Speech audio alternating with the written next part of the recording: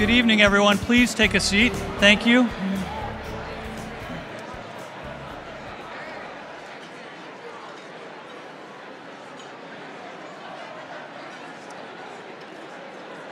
Good evening.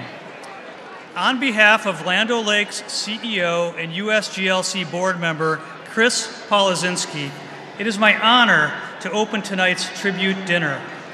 Land O'Lakes is a proud member of the USGLC, and we stand with hundreds of businesses, NGOs, development experts, military leaders, and faith-based organizations here tonight in support of America's global leadership. Land O'Lakes, like so many gathered here this evening, is committed to improving the quality of life for millions of children and their families around the globe.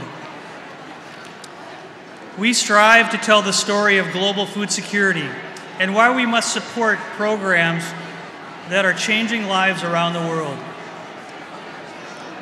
I can't think of a better way to begin our evening celebration than with young voices of hope and opportunity. Please welcome from Uganda, the Amani Children's Choir, singing Ayalama, a song of working together to create a better world.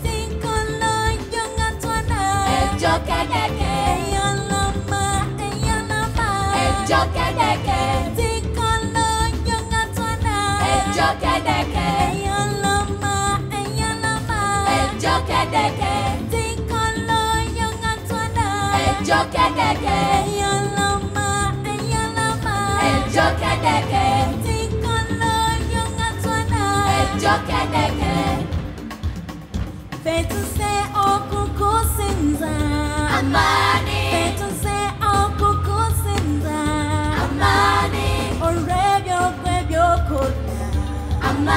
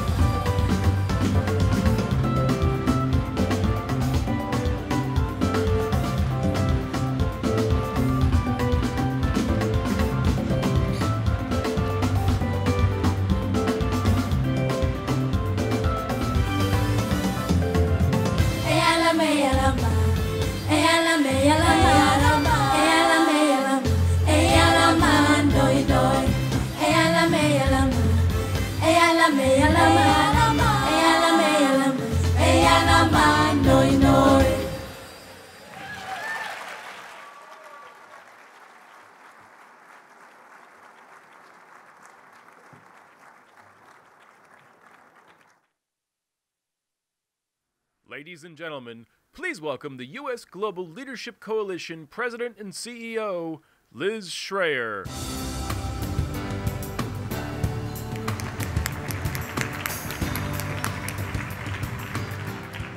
Welcome, everyone, to our annual tribute dinner. Now, last year, I stood on the stage with Grover from Sesame Street, and I thought he was pretty cute. But the children's choir from Uganda, even cuter.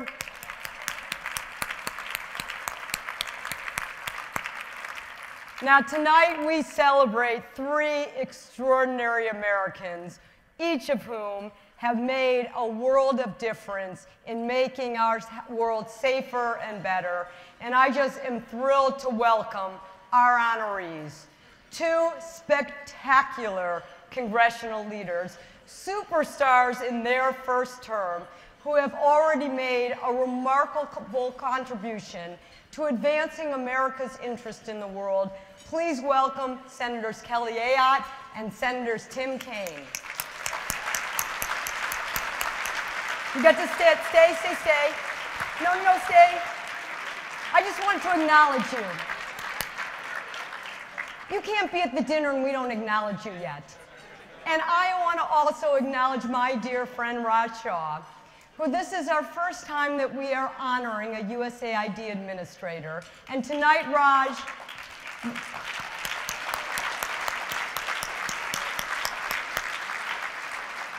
we get to celebrate your achievements for your innovative spirit, your bipartisan outreach, and your inspirational impact. And we look forward to honoring all 3 of you this evening.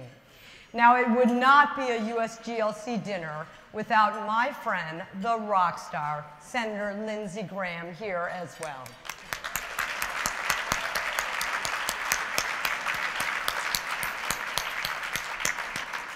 Now, I had to laugh the other night when a friend said, "Oh, you have your upcoming Smart Power Prom." Now, smart, definitely. Power, just look around the room. But prom, I had to think about that one. Yet, I thought about the fact that we have much to celebrate. This is a town that is often way too divided. But you look around the room, and we are gathered here quite united. United in our shared commitment to America's global leadership and the importance of development and diplomacy. We celebrate our broad-based coalition, nonprofits and diplomats, development companies, businesses large and small, people of faith, and political leaders of all stripes. We also celebrate our bipartisan advisory council. It is a group of the who's who of foreign policy experts, every single living former Secretary of State, from Henry Kissinger to Hillary Clinton and all those in between. We salute 160 retired 3- and 4-star generals and flag officers that make up our National Security Council. And we are honored to have a growing number of veterans across this country from every state that have joined our effort. You all know that the world is a very challenging place. The headlines of this past year certainly bear that out. But we can take pride in celebrating that this small but mighty 1% of the federal budget has an enormous difference that it makes in history to change the face of hope and opportunity. And I saw that in a recent trip that I took to Ethiopia and Tanzania. I met, if you look on the screen, Vanessa. She shared her inspiring tale of how America's Feed the Future program taught her how to enhance her farming, literally lifting her out of poverty so she could send her children to school. I met Nazreen. She was an orphan. Her mother died of HIV/AIDS. And yet, because of America's leadership on global health, I believe she will be part of that generation who is going to be born as part of the AIDS-free generation. And I met Shabera, who traveled hours that day just to meet our delegation of Americans.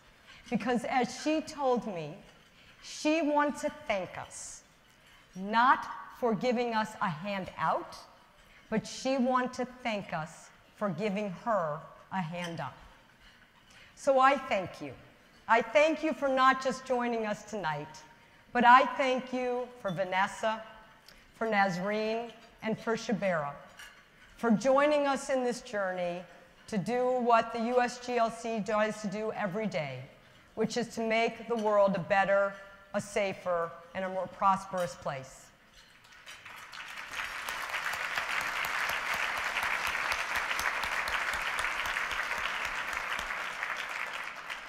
So to begin our first tribute tonight, I call upon two extraordinary women who were kind enough to serve as our dinner co-chairs.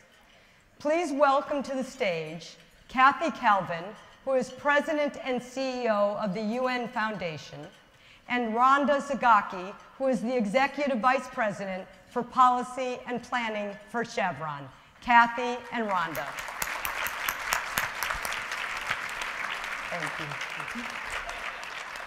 Thank you. Well, good evening.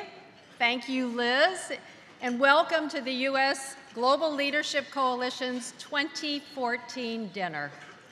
I'm Kathy Calvin, President and CEO of the United Nations Foundation, founded by Ted Turner 17 years ago. I'm delighted to co-chair this evening's celebration with Rhonda Zagaki, who is the Executive Vice President of Policy and Planning for Chevron. It's a great privilege to join with all of you and our tireless leader, Liz Schrayer, to pay tribute to tonight's distinguished honorees who are among a new generation of leaders, Senators Kelly Ayotte and Tim Kaine, and USAID Administrator Dr. Raj Shah, who put the third D in the program tonight. Congratulations to you all.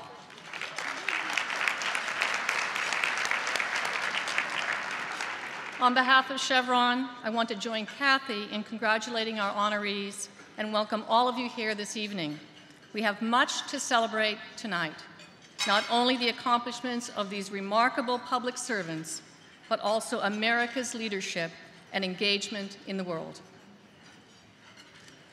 So it's great to be here with so many friends from across sectors and across the aisle. This dinner showcases the breadth of support for American leadership in the world, and it also showcases the very big tent that USGLC has created to bring us together as partners with purpose, a common purpose to advance development and diplomacy to build a better, safer, and more prosperous world. Chevron's business is deeply linked to the health and prosperity of the countries where we operate.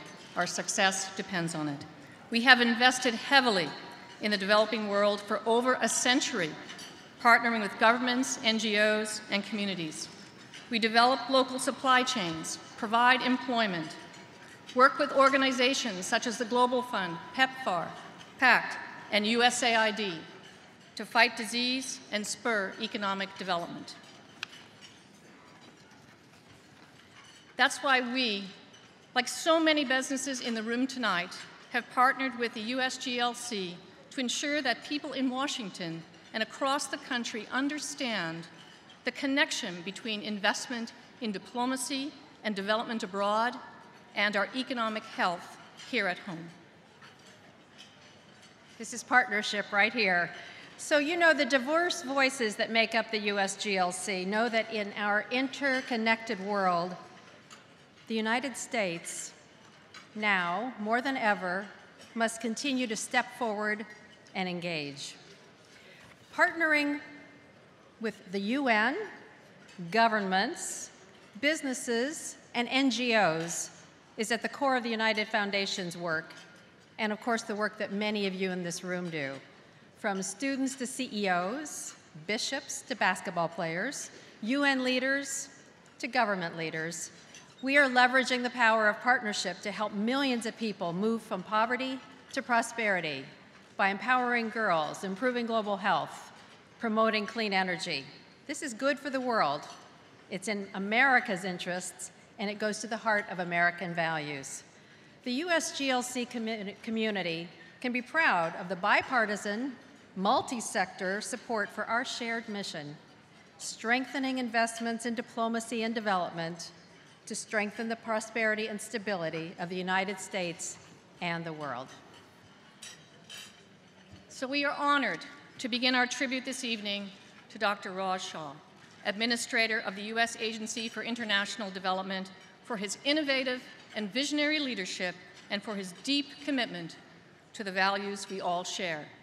For me, it's a personal honor to share the evening with Raj, as USAID has long been one of Chevron's most important partners.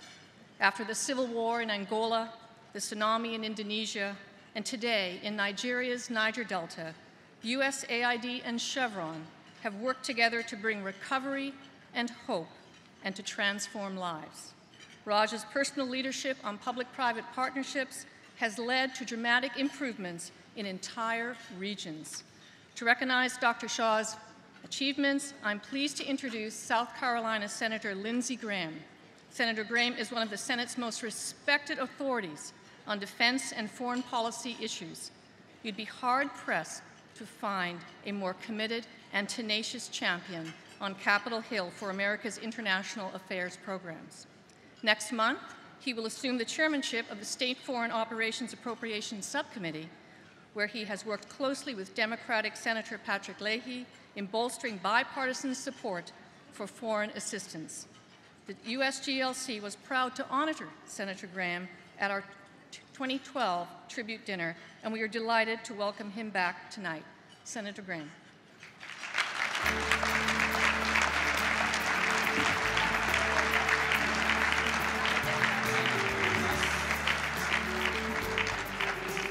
Good evening. So we've had an oil company, the UN, and a member of Congress. The three most unpopular organizations you can imagine. I don't know who's next. I guess Raj.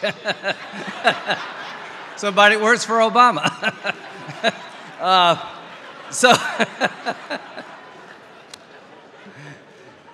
What can I say about this crowd? Other than you represent ISIL, ISIS, whatever you want to call these nut jobs, you represent their worst nightmare.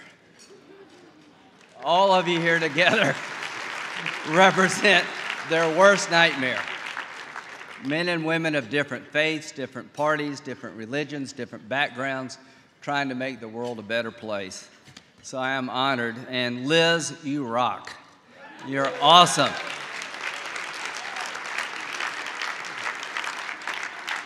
To the honorees here tonight, congratulations to the two senators. You're both my friends, and I think you deserve this award. And they raised a bunch of money for me and called me, and I'll tell you how they did it. But Liz and the team here has taken the Global Leadership Fund to a new level politically.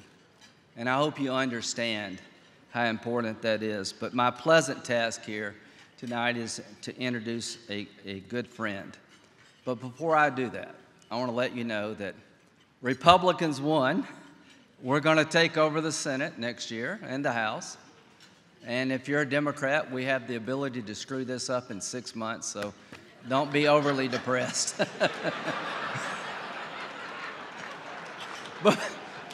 But between the now and that 6-month period, working with Senator Leahy, who has been the best partner I could ever hope to have in the 150 account. My goal is simple, to keep working with Pat to create legislation through the 150 account, the Foreign assistance account that will help us be safer, more prosperous, and have God's blessing flow on this nation. I am trying to make my goal, Raj, this year is to make this account the cool place to be, Kelly and Tim. And if you don't support this account, you're the ultimate political loser.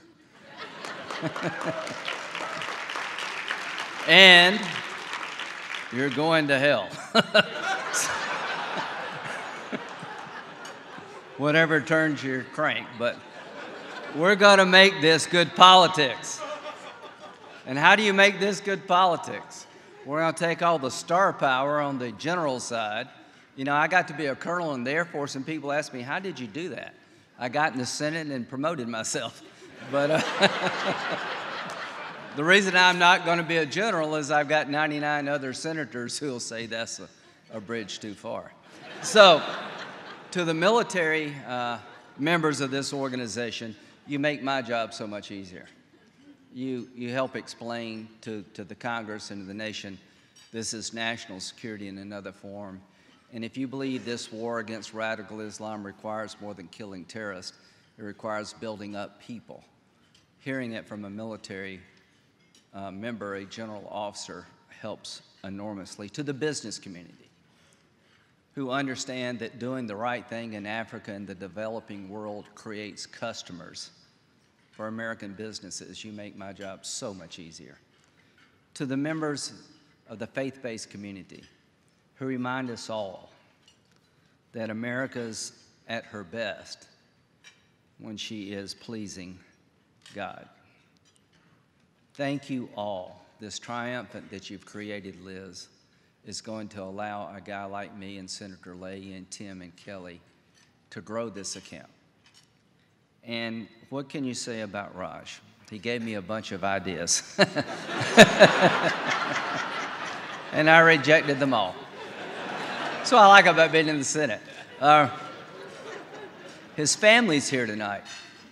And his staff called about 4 times warning Andrew, who's the ultimate supporter of this account, my staff guy, wanting to know what Senator Graham's going to say. And he told Raj's people, if you knew anything about Senator Graham, he doesn't know what he's going to say. So, to Raj's mom and dad, are you out there somewhere? How about a round of applause for them?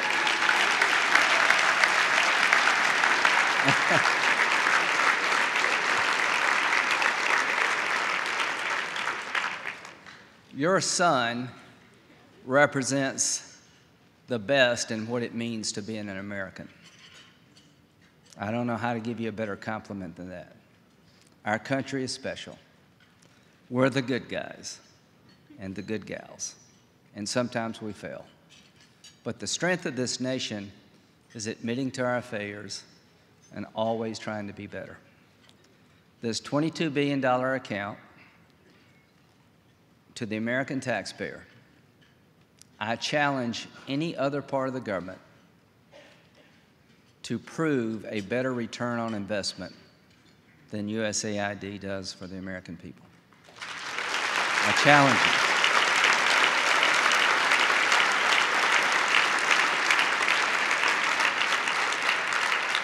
That Republican side of Raj is coming out more and more. Here's what we do with your money. We're trying to create coalitions with the private sector, and it's bearing fruit. AIDS is on the run. Malaria is one day going to be defeated. Polio is just about eradicated. But what I like most about Raj is that he makes it easy for people of different political backgrounds to support him. If you can convince Tom Coburn this is a good deal, you should open up your own shop. Whether it be Feed the Future or Power Africa, you're always thinking about how to be innovative and creative. And you're always trying to make the case to the American taxpayer that this is a good investment to make us a safer place Every child we can save, every community we can build up becomes a potential customer for an American business community. Every little girl that goes to school becomes a potential ally against radical Islam. And every good deed improves our standing with the good Lord. You, my friend, are a good man. Your wife and you represent, I think, what's best about our country. Both of you care. Both of you have given up fortune for public service. At the end of the day, I am looking forward to 2015. I want to make 2015 the year that the Congress got the message, and then we replace sequestration before it destroys all the good works done. Do you understand what's at stake here?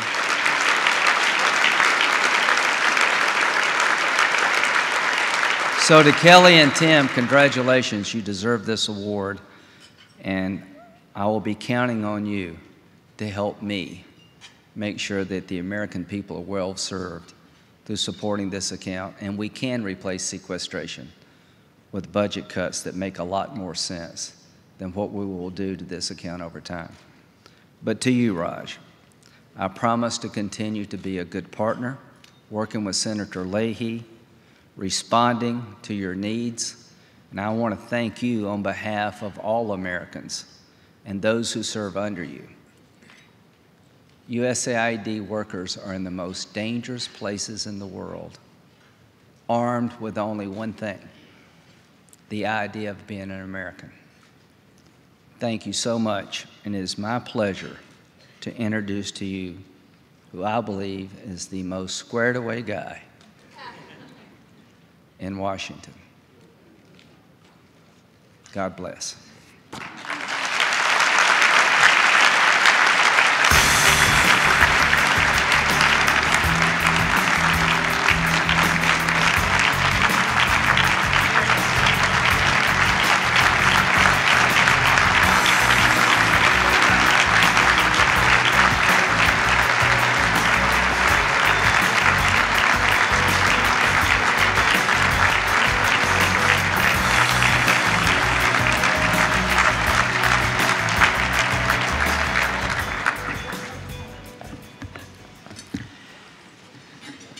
Wow. Thank you, Senator Graham, for those extraordinarily kind and also extraordinarily humorous comments. From standing together at the launch of the new Alliance for Food Security and Nutrition to visiting Clemson students in your home state together, I've been inspired and empowered by your extraordinary personal commitment to projecting American power based on American values. And I am honored to have the chance to work with you every day. I'm excited that you mentioned Senator Leahy for his extraordinary track record of really special leadership, and I am humbled by your introduction. Thank you, Senator. I also want to thank Senators Ayotte and Kaine. It is a privilege to share this honor with you tonight and to be together at this wonderful event. I know there are many other members of the House and Senate who are here. Thank you for your leadership on both sides of the aisle for something that is not always politically sexy, but apparently is about to become the new hot issue. Liz, your exceptional leadership at the helm of USGLC has already made a tremendous difference. And you need to keep at it because this does have a lot of potential, and it requires your unique capacity to see opportunities and to lead. Thank you for your leadership.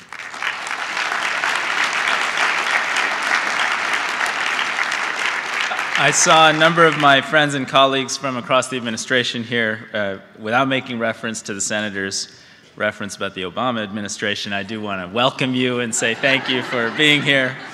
I am also particularly grateful that my family is with me today. Shivam has been our family's pillar of strength and stability, a wonderful mother to our 3 young kids. Only 2 are here today, and that's a good thing. for all of us.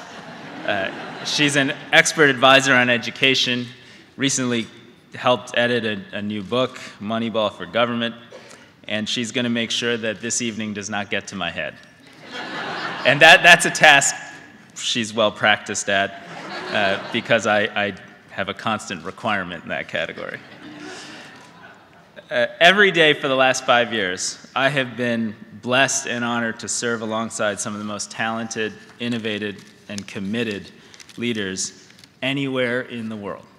People like Al Lenhart, Michelle Similis, Susan Reichley, Nancy Lindborg, Angelique Crumley, Alex Thier, Carla Capel, Priya Jaisinghani. The list goes on and on and on.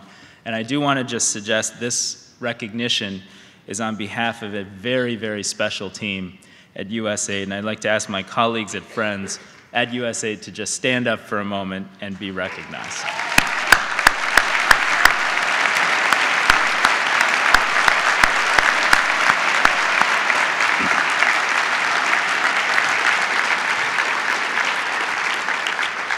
You are an extraordinary group. You have cared for refugees and displaced children through 3 bone-chilling Syrian winters.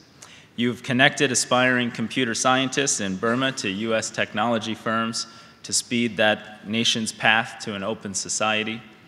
You've reached out to Pope Francis and helped leverage his moral authority to entice investment funds to create more economic opportunity for the very poor. And you've looked after one another at our most profound moments of loss and grief, when the caskets of our fallen colleagues have come home to us at Dover Air Force Base. Your willingness to take risks, make sacrifices, confront injustice, represent the best of American values, and prove that we are, in fact, an exceptional nation. Over the last few months, you've answered President Obama's call to enhance our national security by tackling Ebola at its source. You've calmly and quietly coordinated the full capabilities of the American government behind a science-based approach. And you've called on the world's brightest minds to develop new tools in this fight, from redesigning personal protective equipment in Maker Labs in Virginia to creating new real-time data systems that now stretch from remote forests in West Africa to the White House. 2 months ago, there were more than 100 new Ebola cases every day in Liberia. Today, there are fewer than 15. Now, that fight is far, far, far from over, and we will not, in fact, be safe at home until we get to and sustain 0 cases throughout West Africa. But both the scale and the effectiveness of our efforts have already proven the absolute necessity of American global leadership in a deeply interconnected world. In my 5 years on the job, I've learned that this strength of purpose and this courage of heart is not reserved for times of crisis. It is required of us every single day. The Haiti earthquake and the Ebola epidemic are national security priorities because they take place in communities where too many girls are more likely to die in childbirth than complete a high school education. That's why President Obama has, in 2 consecutive State of the Union addresses, called on our country to lead a global effort to end extreme poverty. His charge has re-energized our agency and elevated our work as part of America's national security agenda. And we have seized upon this challenge, advancing a new model of development that harnesses the power of business and innovation to solve problems. Instead of only giving away food in emergencies, we launched Feed the Future to modernize our nation's defining legacy of fighting hunger. In the last 5 years, we've created new scientific partnerships, mobilized nations at the Camp David G8 Summit, leveraged more than $10 billion of investment from more than 200 private sector companies, largely ended the practice of monetization around the world, and achieved the most significant reforms in food assistance in 60 years, thanks in particular to Senators Coons and Corker. As a result, Syrian refugees in Jordan can shop for food at local stores with debit cards.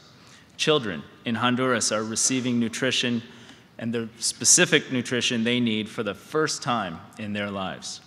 And a local Ethiopian company today can take advantage of newly liberalized seed markets to reach more farmers with better seeds. In the last year alone, Feed the Future has improved nutrition for 12.5 million hungry children and raised incomes for nearly 7 million farm families.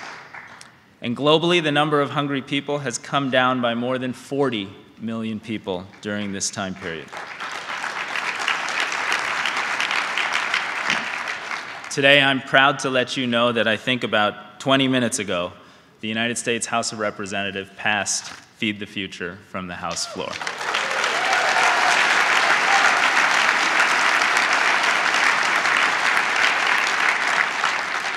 The reach of this new model of development is delivering results across our work, from ensuring more children survive and thrive, to educating more girls, to lighting more homes and businesses in the world's most impoverished communities.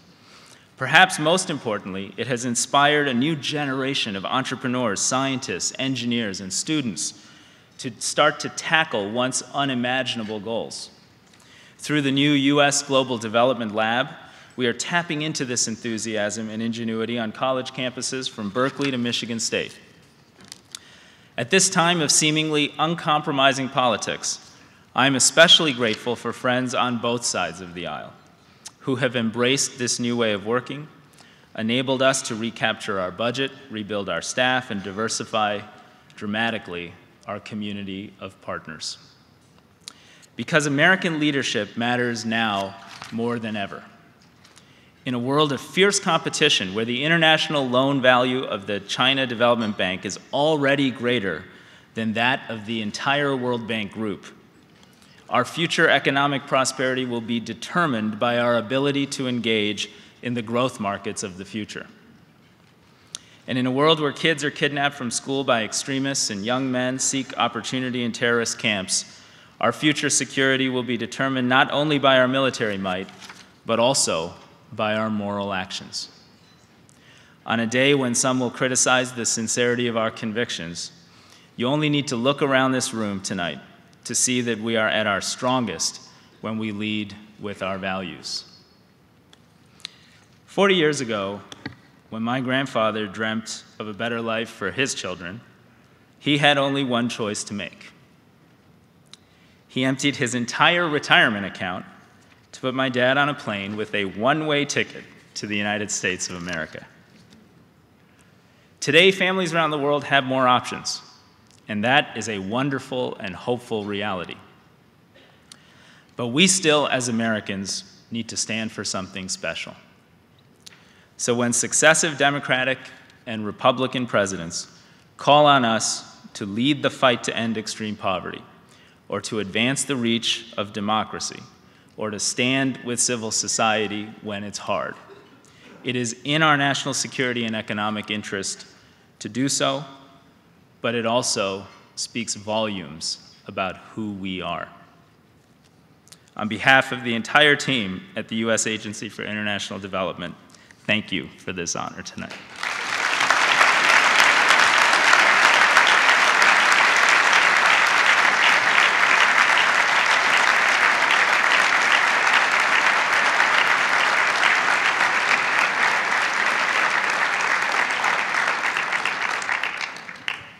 Thank you, Dr. Shah, and congratulations on your well-deserved honor and those wonderful remarks.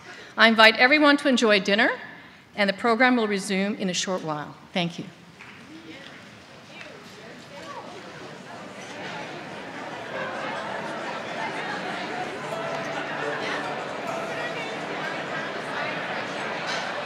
Ladies and gentlemen, please welcome USGLC co-chair Carolyn Miles and board member Matt Eccles.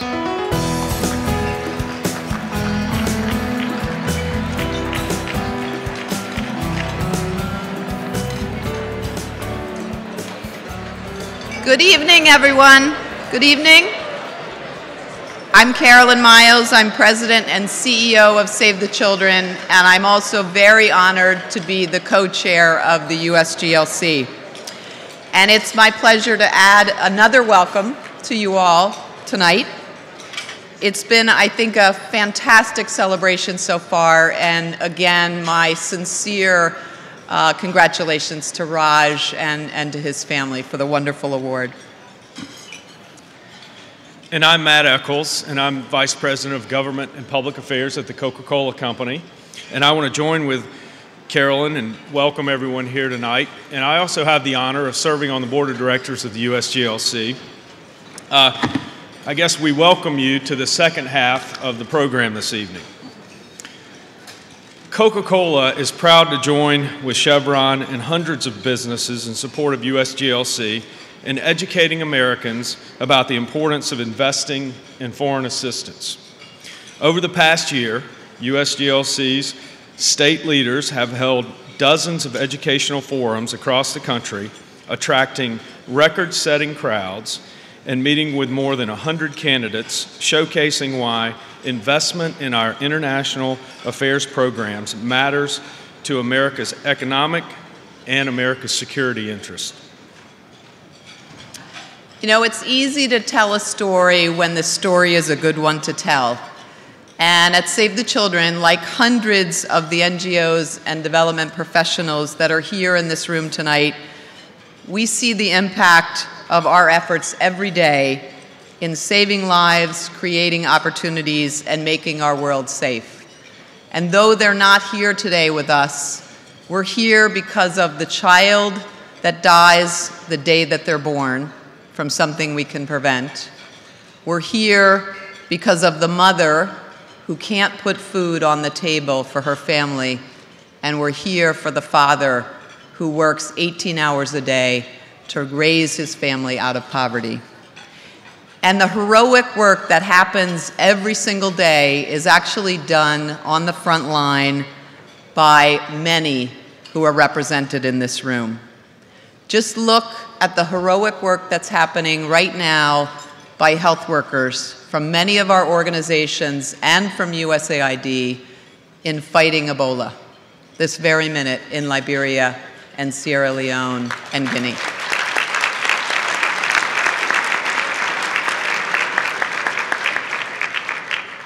There are also experts responding to the Syrian refugee crisis today as we sit here.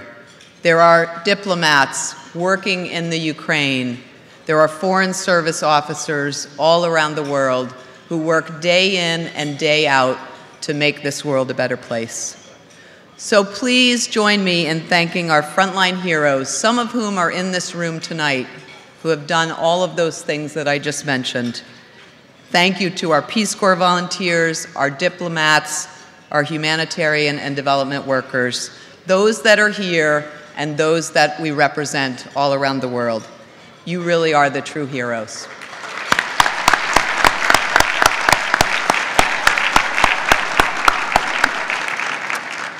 And as you know, we also have many special guests with us tonight. I'd like to extend a very special welcome to our friends from Capitol Hill. We just heard from Senator Graham.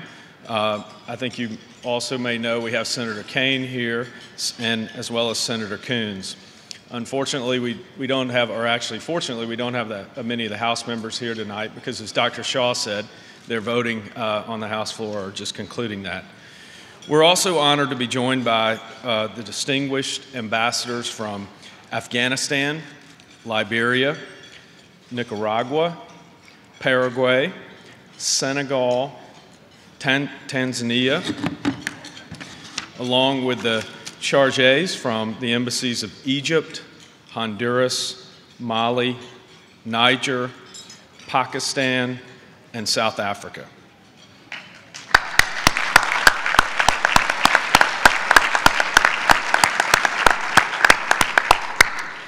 It's also a privilege to welcome many members of the administration, and Raj mentioned many of them previously, but let me call out a few more. Deputy Secretary of State Heather Higginbottom, Undersecretary of State Patrick Kennedy, Export-Import Bank Chairman and President Fred Hochberg, Millennium Challenge Corporation CEO Dana Hyde, Peace Corps Director Carrie Hessler-Radlett, OPIC President and CEO Elizabeth Littlefield, U.S. Trade and Development Agency Director Lee Zack, U.S. Global Malaria Coordinator Rear Admiral Timothy Zimmer, and U.S. Deputy Administrator Alfonso Lenhart. Thank you all for being here.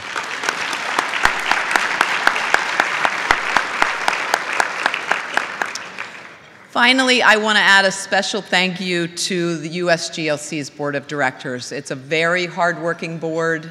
We spend a lot of time up on the Hill advocating for these things that you're hearing about today, especially for that 150 account. And without your support, none of us would be able to do the work that we do. Also, the dinner vice chairs and the dinner committee. So to continue the tribute to our honorees, please welcome back to the stage our dinner co-chairs, Kathy Calvin and Rhonda Zagakwi. Thank you.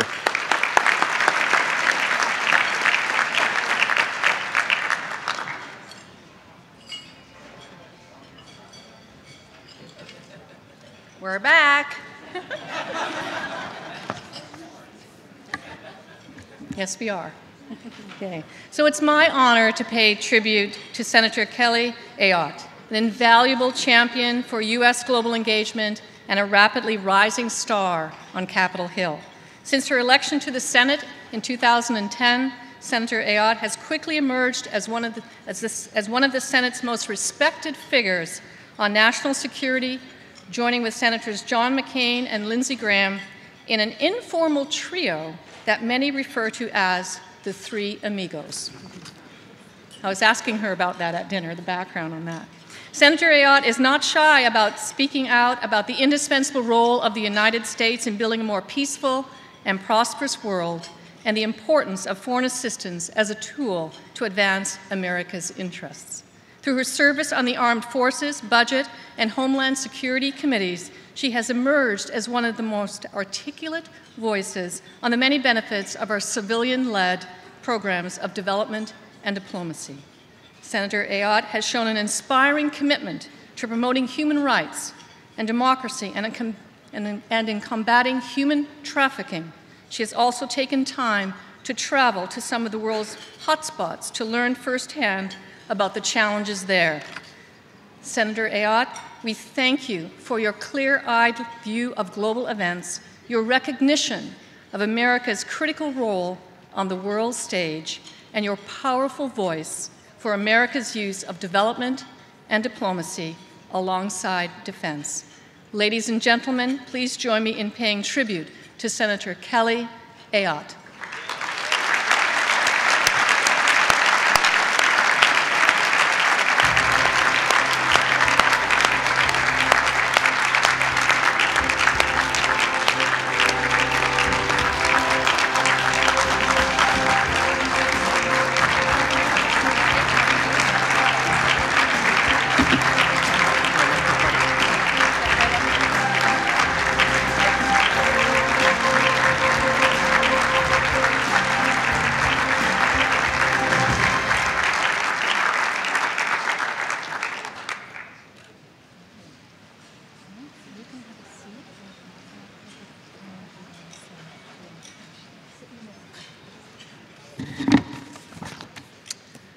Congratulations, Senator Ayotte.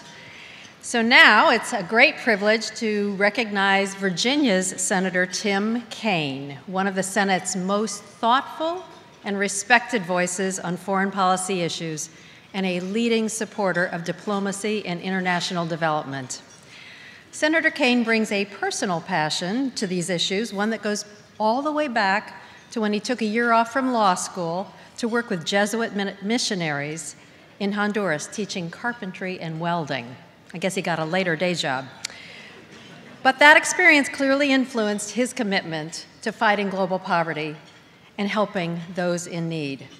The UN Foundation recently hosted him for an event in Washington, highlighting the plight of Syrian refugees. And on the Syrian humanitarian crisis and many other issues, he has been a leader in ensuring that America provides vital assistance to the victims of war and natural disasters. He's had a passion for fighting ISIL. As chairman of the Foreign Relations Subcommittee on Near Eastern and South and Central Asian Affairs and former chair of the International Development and Foreign Assistance Subcommittee, he's traveled to some of today's most important geopolitical areas, including Afghanistan, Pakistan, India, Tunisia, and Egypt, to promote American values of democracy and tolerance. Senator Kaine, tonight we honor you for your efforts to create a more just world for all people, and for your outstanding leadership and commitment to building a better, safer, and more prosperous world. Ladies and gentlemen, please join me in thanking Senator Tim Kaine.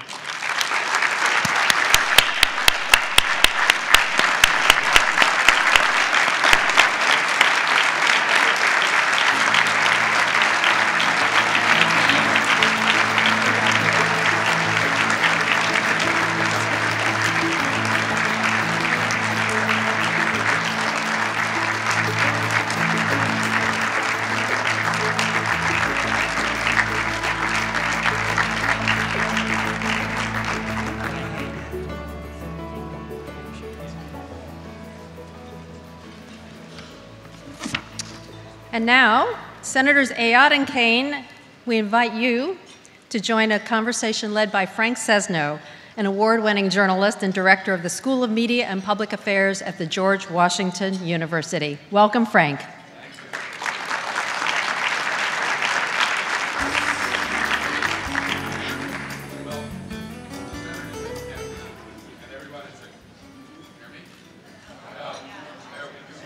It's a great pleasure to have a conversation with our two honorees.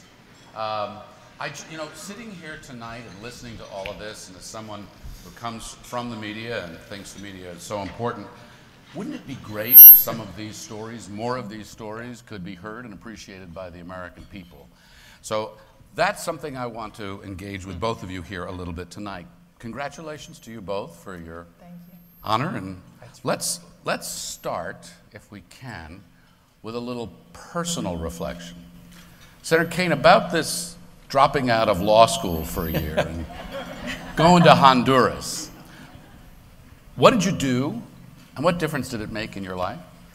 Well, when I was a first-year student at Harvard Law School after going through the University of Missouri, I noticed that everyone around me seemed very sure about what they wanted to do with their lives. And what I realized later is they were just better actors than me. I decided to take a year off and work with Jesuit missionaries in Honduras who I'd connected with through my high school in Kansas City.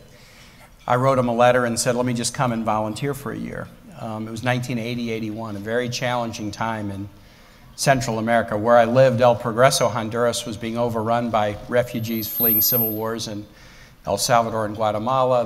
The Sandinistas had just began their governing in Nicaragua, and there's a lot of activity there. But I worked with these people who became my life heroes. Ramon Pease, Jaime O'Leary, and Patricio Wade, they're all buried together in a little hillside cemetery above the town of El Progreso, Honduras. And I ran a school that taught kids to be welders and carpenters. My dad was an iron worker and welder. It was a revolutionary experience for me. It taught me so much about the ability of people with a hold on to a faith life to deal with adversity that I had never known. Taught me about our own country. I was a voter, but was an episodic voter, was taking it for granted, but I was now living in a military dictatorship where no one could vote for anything. And nothing like that experience will make you a believer in the democracy that we have here and the opportunities we have. So I learned a tremendous amount, a great love for Honduran and Central American culture, which persists to this day. And how did they respond to you as an American? Well, my Spanish was horrible when I went, so but great when you left. The responses were confused initially to me. But I'll tell you, if you want to immerse in a language, work with kids, because you don't feel as embarrassed about being bad if you're working with kids as you do with adults. And it was just a great love, you know. People are the same. And sure, there are differences, but they're the same. I think about my year in Honduras every day, every day of my life since I came back. And now, because Virginia is such has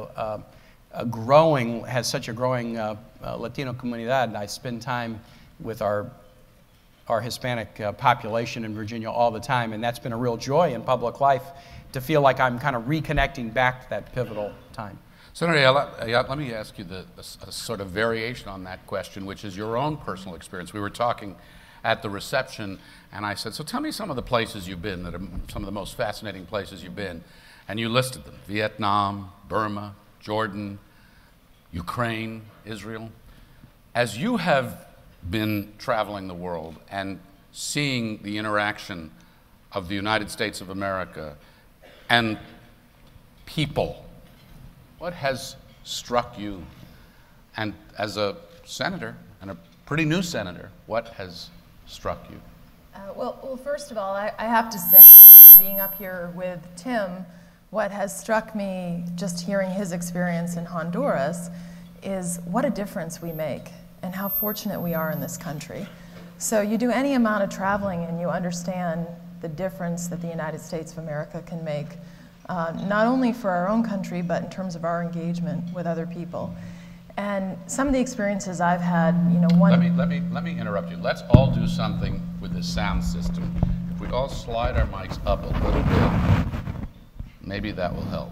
We'll work on that. So high technology. Go ahead. We're just reacting off each other here. Maybe that didn't do it. But I think about, for example, traveling to Afghanistan and sitting down, sitting with Afghan women and understanding the difference that we have made for women in Afghanistan, going into a school where girls can now go to school, sitting down with women who are members of the government in Afghanistan and listening to their experiences where, under the Taliban, they would have never been able to have their voices heard.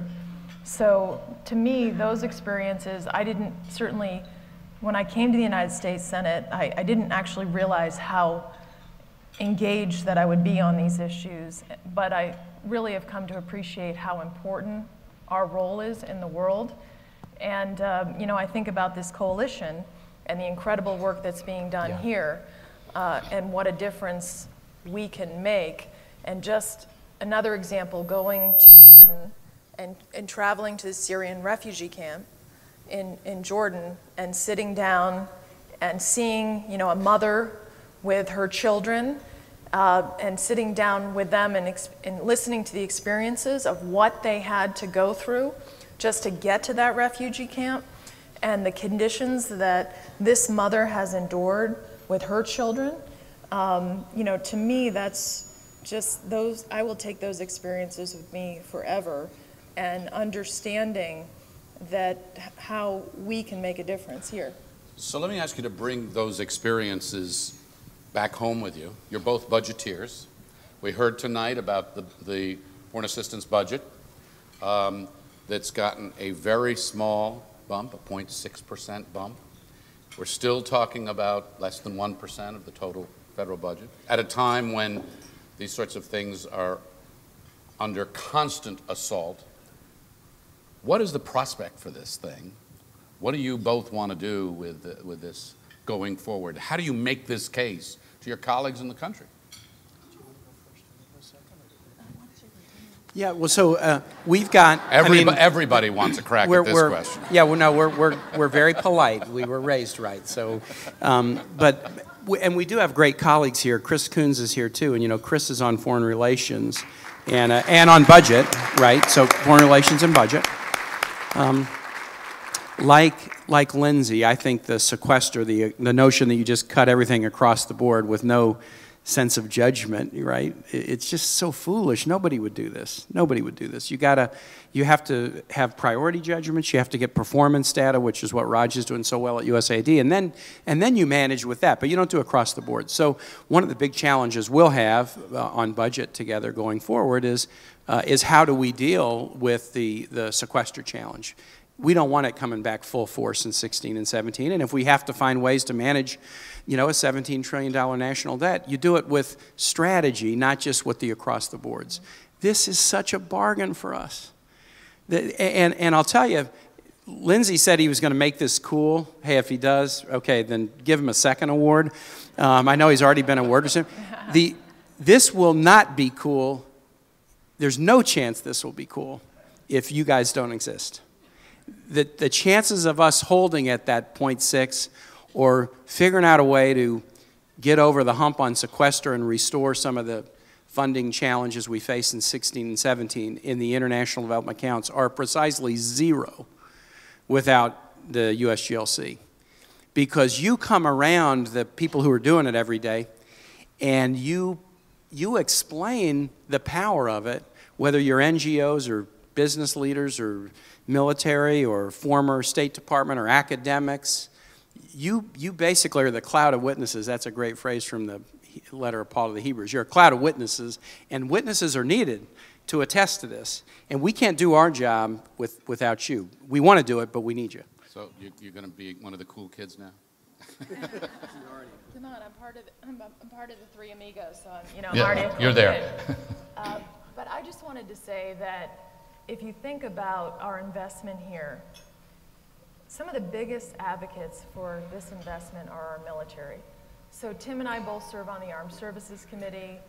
Lindsay does as well, and Chris serves so well on the Foreign Relations Committee. But the bottom line is that as we look at what's happening around the world, whether it's ISIS, whether it is Al-Qaeda, the challenges we face, this investment is so worthwhile because the more that we can engage people around the world in a better life, if it means that someone has a job, that we are engaged with other countries in terms of growing our own economy but also growing theirs, then we know that conflict is going to be so much less likely. And how valuable is it to us if we don't have to send our men and women in uniform to make the sacrifices that they have made for this country? So I think that that is a very important part, our national security of selling this investment. And to Tim's point, USGLC and all of the groups and the private sector and everyone, the administration that has been brought together by this coalition is critical to make the point of why the investment now is a smart investment versus the investment in lives that we will make later and in dollars as well. Let me connect the dollars and diplomacy for a minute. The economy, we know, is the #1 issue in the midterm elections, but there is a persistent disconnect, it seems. In fact, last year a study found that while a majority of Americans wanted, and I'm quoting here, us to mind our own business internationally, we also see that 2/3 favor greater involvement in the global economy and think that's a good thing because it opened up markets and opportunities for growth. That's sort of common sense. Senator Kaine, as a governor, you led trade missions abroad. You traveled the world trying to get those jobs for Virginia. How important and what is the connection between investments in development and diplomacy, opening up markets, and then promoting these American values that Raj Shah talked about? Well, that's a huge question. Look, why was the 20th century the American century? We had a unique convergence where we became the largest economy in the world in the 1890s. Roosevelt built out the Navy, and we became the most powerful military in the world in the early 1900s. Roosevelt and then Wilson decided we weren't going to be isolationist. Roosevelt brokered the end of the Russo-Japanese War. We didn't have a dog in the hunt, but we wanted to be peacemakers. And Wilson said there ought to be a League of Nations. The merger of military, economic, and diplomatic humanitarian power happened right about the same time. And then the world needed us. The world needed us.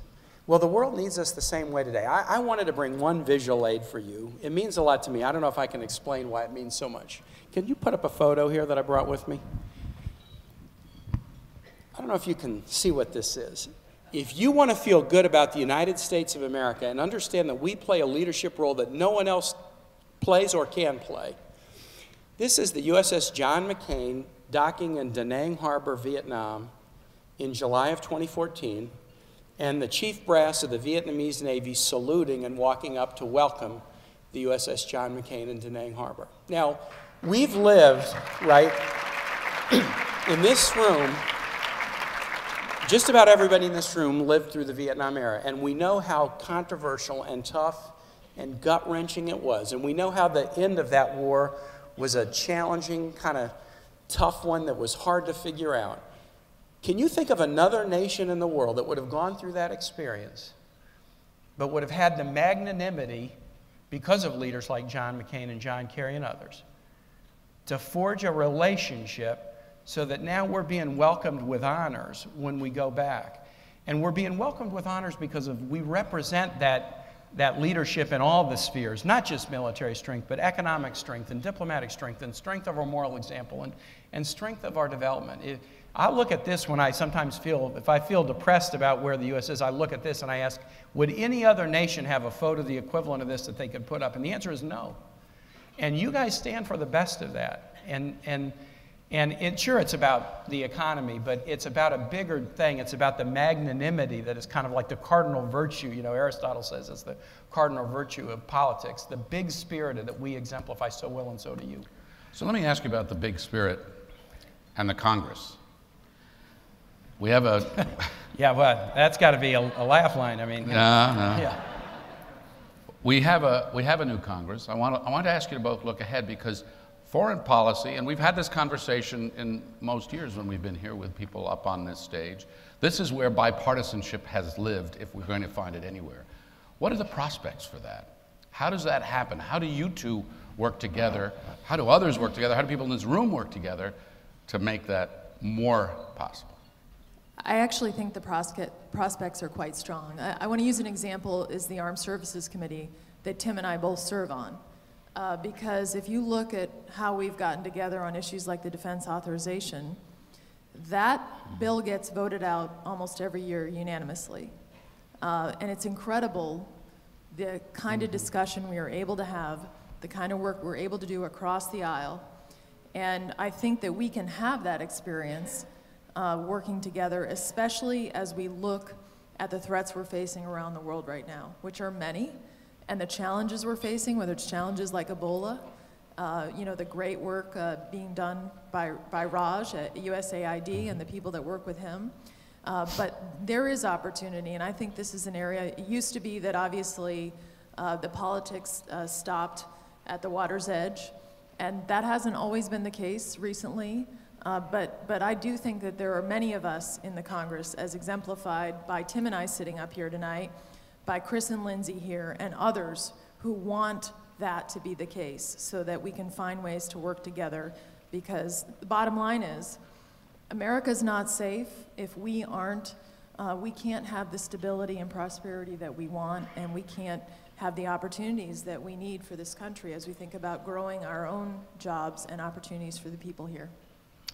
In the couple of minutes we have remaining, as Raj Shah was talking, I wrote down some of the things that you said that you were working on and that you were attending to. Ebola, technology, refugees, data systems, Haiti, earthquake, women and girls, feed the future, end extreme poverty, lead with our values. How does that case, you both have constituents, you know all the pressures that you're under and that are out there, how busy people are, how hard it is for them to relate to these parts of the world. They haven't been to Honduras or Ukraine. How do you take that from this room in this city and make that real to people so that you get more of an investment, if this is such a great investment, in the country and the world? Virginia is a state where ag and forestry is still the largest industry. So when you're talking about food aid, you're talking about Virginia farmers. There's a direct connection.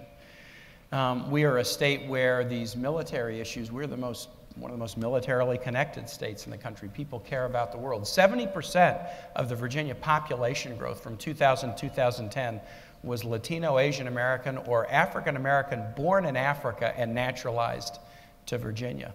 And we're seeing this all over the country. The growth of that great immigrant culture that's been part of our country from the very start. And now we know that our economic strength depends on global connection. So everybody who comes here as an immigrant, who knows 5 people to write to, who own a couple of businesses overseas, now they're markets. The more international we get, the better our economy does. So it's not that hard to sell to go to any place in Virginia and make the case that more foreign direct investment here, more export markets for Virginia's small businesses who can find customers over the internet now, that this is a good at home, and it makes us feel proud about who we are in the world.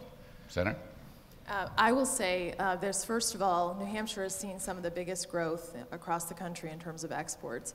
I had Fred Hochberg, who's the head of the Ex-Im Bank, who I know is here tonight, in New Hampshire just recently. And so I think there's great economic opportunity in terms of engaging our business community. We also have a very high rate of per capita of veterans in our state. But here's the reality. This is why this coalition is so important. Because I hold town halls in my state. And inevitably, in every town hall that I have, there will be someone who will say, let's cut all the foreign aid budget. Yeah. Why are we... They'll stand up and say that. Absolutely. In the room. In the room. And why are we investing overseas when we have real needs here and people who need help? And you say? And I say, first of all, I say very importantly, you have to correct the misperception of how much this is of our budget, because people very, honestly believe it's, a huge chunk of our budget, number one.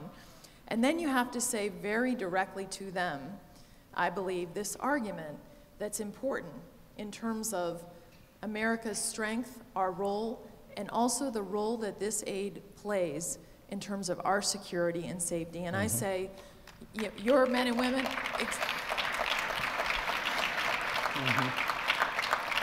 no matter where you come from, and no matter whether you're Republican, Democrat, or Independent, none of us wants to send our men and women to war if we don't have to.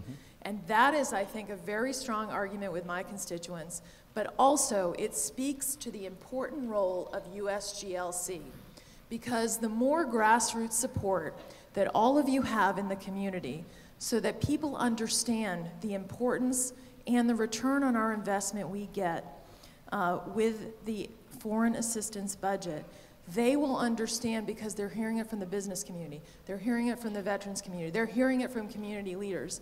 And I think that speaks to the importance of what Liz and USGLC are doing here, because less people will get up at my town halls and say, cut off all the foreign aid. Senator Ayotte, Senator Kaine, thank you both for your comments, thank you for your leadership, and thank you for your efforts to help build a more secure and prosperous world. It's really terrific. Fred, can I ask that you guys thank one more group of people? Raj had all the USAID folks stand up. Can anybody here who's connected with the Department of State stand up? Because I want to make sure our diplomacy folks get some love too. U.S. Department of State, I got a big group over here. Very dangerous places, top professionals. They do wonderful work. Terrific, terrific. Well, thank you very, very much. I'm now going to turn it over to retired General Kip Ward. He is a member of USGLC's National Security Advisory Council. We're going to sit in place for a minute, and then we'll follow him off the stage. Well, thank you, Frank, for that introduction, and to both Senators Ayotte and Kaine for those enlightening conversations that you just blessed us with. I'd like to also extend my congratulations to tonight's honorees for this well-deserved recognition of your critical contributions in our national security and economic prosperity. As we come to this conclusion of tonight's dinner, I'm proud to stand before you as a member of the United States Global Coalition's National Security Advisory Council, a group of 160 retired 3- and 4-star general and flag officers who are committed to ensuring that America's interests are indeed represented in our development and diplomacy efforts in order to keep our world safe. That slogan means something. It's real, and it's a big deal. I also could not be more proud that over the United States, 30,000 veterans have joined in our effort. Now, these young women and men have served on the front lines in our nation's wars, experiencing firsthand the critical role that their civilian partners play in rebuilding societies after conflict, in providing humanitarian assistance after natural disasters, and perhaps most importantly, the role that they have in preventing conflict in the first place, and that's so critically important to those of us who now wear and have worn the cloth of our nation. Our military leaders and veterans who swore to protect this country know what's at stake when we cut foreign aid, we put America's security at risk. At this time of holiday blessings, I would like to ask those who are veterans that are here tonight to please stand, and I would ask you to join me in offering a round of applause to them for their service to our nation.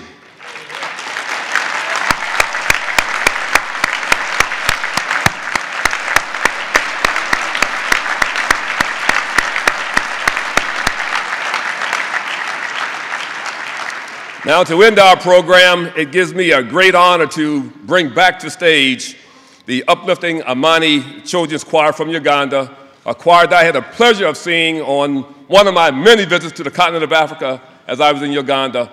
Again, the uplifting Amani's Children's Choir from Uganda. Thank you very much.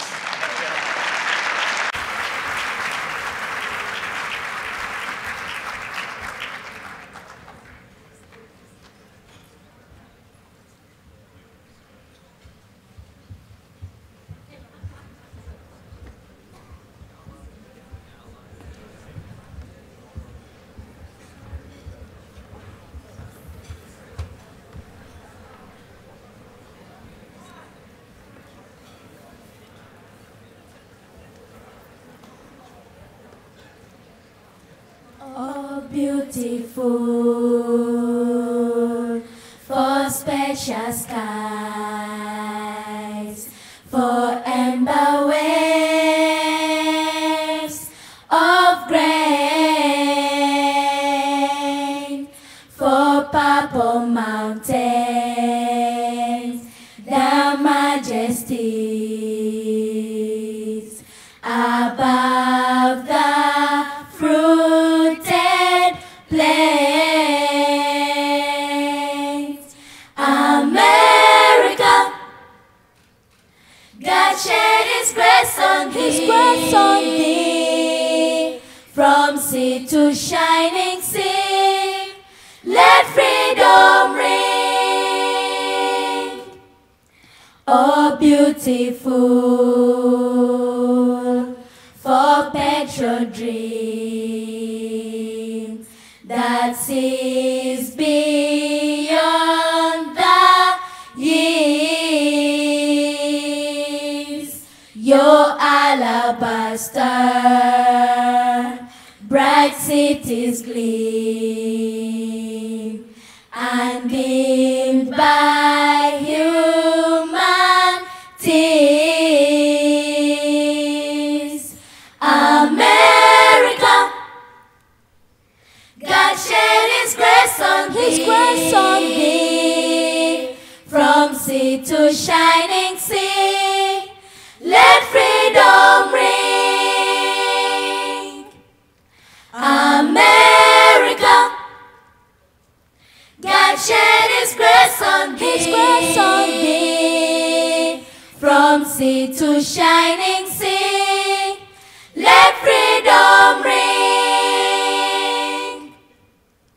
From the mountains to the valleys to the oceans, let freedom ring. From the mountains to the valleys to the oceans, everyone let freedom ring.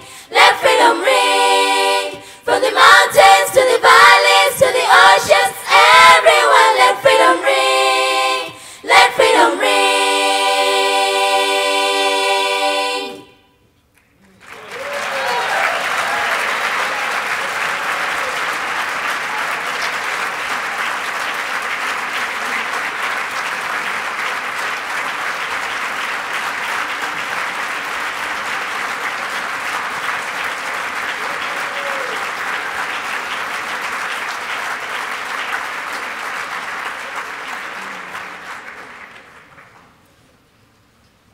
Thank you for having the Amani Children's Choir here tonight. We would like to conclude our performance with a special African song called Tunasonga. Please join us as we celebrate moving forward for change and progress for the whole world. Thank you.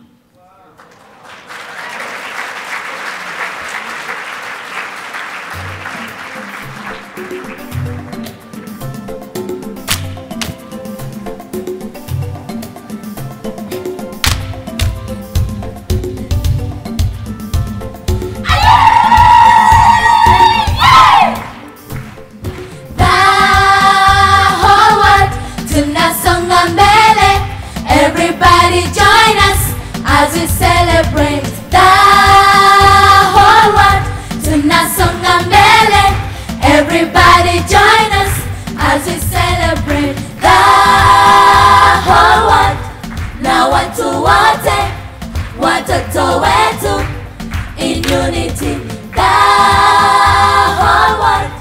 Na watu wote, watoto wetu, in unity. Tunasonga, songa, songa mbele, mbele. Tunasonga, songa, songa mbele, mbele. Tunasonga, songa, songa mbele, mbele. Tunasonga, songa, songa mbele, mbele. Tunasonga, songa, songa mbele, mbele. Tunasonga, songa, songa mbele, mbele. The whole world, tunasonga mbele. Everybody join us as we celebrate the whole world. Na watu wote, watoto wetu, in unity. Tunasonga, songa, songa mbele, mbele. Tunasonga, songa, songa mbele, mbele. Tunacheza, cheza, tunaimba, imba. Tunacheza, cheza, tunaimba, imba. Tunacheza, cheza, tunaimba, imba. Tunacheza, cheza, tunaimba, imba. The whole world, na watu wote, watoto wetu, in unity. The whole world, na watu wote, watoto wetu, in unity.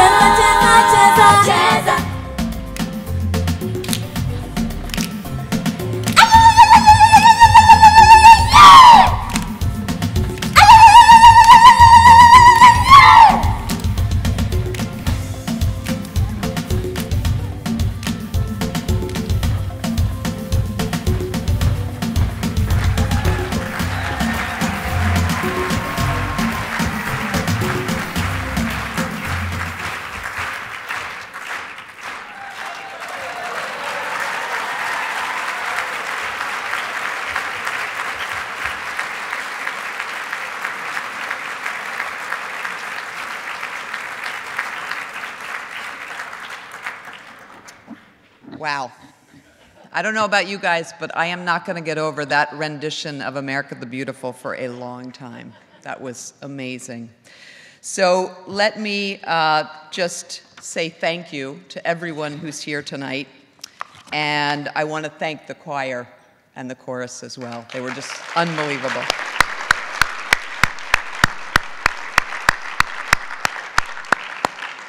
So, and I want to again thank our honorees, but let's continue our conversation. Actually, dessert is going to be served across the way in the Ambassador Ballroom. And while there is a special photo booth to help us share some holiday memories. And those are going to be sent actually to those who are serving us overseas. So we would love to have you take a photo. Thank you for a fantastic evening. Liz, unbelievable job. Thank you. Good night.